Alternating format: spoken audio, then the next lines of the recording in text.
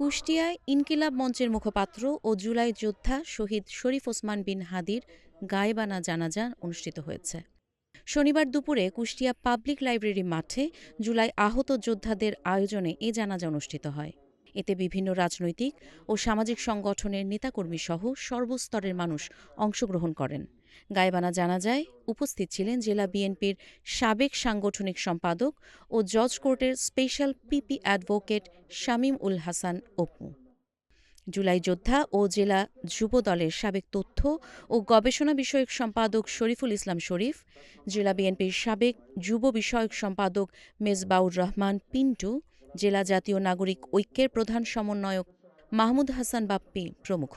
শামীমুল হাসান অপু জুলাই যোদ্ধা শরীফ ওসমান বিন হাদির আদর্শ ও দেশপ্রেম নতুন প্রজন্মের জন্য অনুপ্রেরণা হিসেবে তুলে ধরেন। অনেকে আমরা বলে থাকি যে মৃত্যুর পরে আসলে মানুষকে বেশি আমরা মূল্যায়ন করি, কিন্তু বিষয়টি কিন্তু তেমন না আমার কাছে মনে হয়।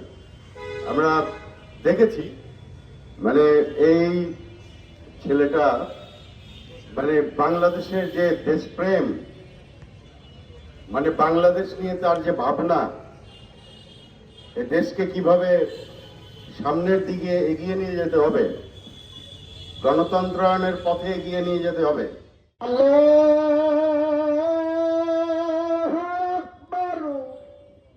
কাজী ইশরাত জাহান দৃষ্টি, নাগরিক প্রতিদিন।